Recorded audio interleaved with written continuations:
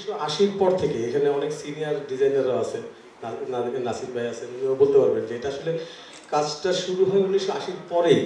তারপরে 1995-96 সালে বার্জার আর ইন্ডিয়ার এক্সটেরিয়র ইন্টেরিয়র প্রাইভেট লিমিটেড একটা যৌথভাবে ইনস্টিটিউট করে 2019-এর 26শে ডিসেম্বর একটা ডিসিশন নেওয়া যায় একটা ইন্টেরিয়র ডিজাইন অ্যাসোসিয়েশন আমরা করবো এবং সেটাকে আমরা গভর্নমেন্ট রেজিস্টার করবো এবং আমাদের যেসব অসঙ্গতিপূর্ণ সমস্যাগুলো আছে সেগুলোকে আমরা একের পর এক সমাধান করার চেষ্টা করব।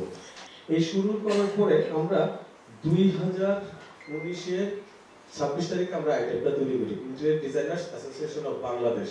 আমরা প্রথমে নাম লোগো সবকিছু ঠিক করার পরে আমরা 2020-এর করোনার সময় আমরা টোটাল প্রোফাইলগুলো রেডি করার পরে আমরা 22 ফেব্রুয়ারি মাসের 11 তারিখে আমরা অ্যাপ্লিকেশন করি interior design association of Bangladesh এই নামে গভর্নমেন্ট রেজিস্ট্রেশনের জন্য বাণিজ্য মন্ত্রণালয়ে। স্টুডেন্টরে আমরা সবসময় ওয়েলকাম করছি এই কারণে, কারণ নেক্সট এরাই ক্যান্ডিডেট, এরাই প্রফেশনাল। তো নেক্সট ক্যান্ডিডেট প্রফেশনাল হওয়ার জন্য স্টুডেন্টদেরকে আমরা সবচেয়ে বেশি উৎসাহিত করি এবং আমাদের একটা এক্সট্রা আমরা একটা কমিটিও চিন্তা ভাবনা করছি, সেটা হচ্ছে যে স্টুডেন্ট কমিটিও আর স্টুডেন্টদেরকে নিয়ে নেতৃত্বের শেখা শুরু করবে, নেতৃত্ব দেওয়া শুরু করবে, শেখা শুরু করবে, দেন ওরা একদিন আসা আইডেবের নেতৃত্বে থাকবে। অ্যাওয়ার্ডের ক্ষেত্রে এসে আমরা যখন চিন্তা করছিলাম যে অ্যাওয়ার্ডের আসলে অবজেক্টটা কি হতে পারে, তো যে কোনো ডিজাইনার আসলে স্বীকৃতি এখানে নাসিম ভাই আছে, নাসিম ভাইকে সবাই জানে যে উনি গান গায় বা মিউজিকের সাথে জড়িত, কিন্তু উনি খুব জানি না হচ্ছে আমাদের একটাই কারণ, সেটা হচ্ছে প্রেস, সরকার এবং আমাদের সামাজিকভাবে কোনো ধরনের প্ল্যাটফর্ম ছিল না, যে কারণে আমরা আসলে বলতে পারতেছিলাম যে নাসিম ভাই ওয়ান অফ দ্য বেস্ট। সবাই নাম জানি বাট আসলে কি আমজনতা কি নাম জানি না, যে কারণে আমরা রেসপেক্টের জায়গাটা আমরা তৈরি করতে পারি না।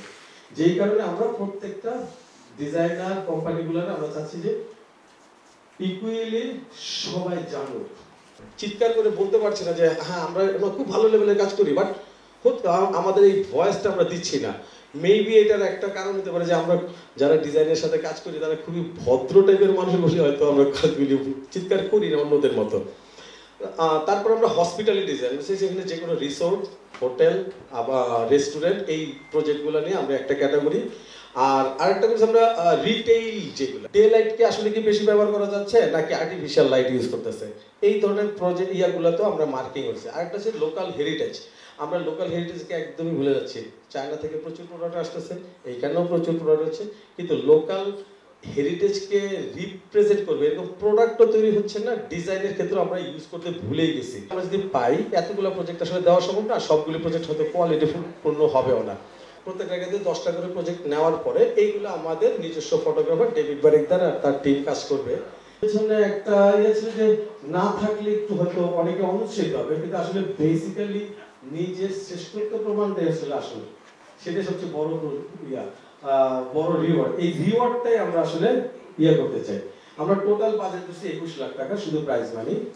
The seller, the producer, the painter, তারপরে কার্পেন্টার, এখানে তো আসলে অনেকের স্টেক এবং লাইফ জড়িত। আমাদের কাছে বাবু ভাই তার একটু ইলাবোরেটলি যদি বলেন যে মাঝখানে আমরা আরেকটা প্রেস কনফারেন্সে গেছিলাম, সেখানে প্রশ্ন আসছে এটা কত হাজার কোটি টাকার ইন্ডাস্ট্রি, হিসাব আমাদের কাছে আসলে নাই। এই হিসাবটা কে করবে? মানে আমরা এখন যখন কথা বলছি তখনও কিন্তু এক গাদা বাসায় কাজ হচ্ছে, রঙের কাজ হচ্ছে, কাঠের কাজ হচ্ছে, একটা ছোট্ট কিচেনেও কিন্তু অনেক ধরনের লোকের কাজ করে ইন্টেরিয়র ডিজাইনিং। তাহলে তোমরা একটা সময় ধরেন আইইবি, আমি অ্যাজ এন ইঞ্জিনিয়ার আমি আইইবি মেম্বার, সো ইঞ্জিনিয়ার হিসেবে যেমন স্বীকৃতি পাওয়ার জন্য অ্যাসোসিয়েশনের মেম্বার হতে হবে, একই রকম ভাবে এখানেও হয়তো অনেকে একটা সময় বা প্রত্যেকে হয়তো মেম্বার হয়ে যাবে।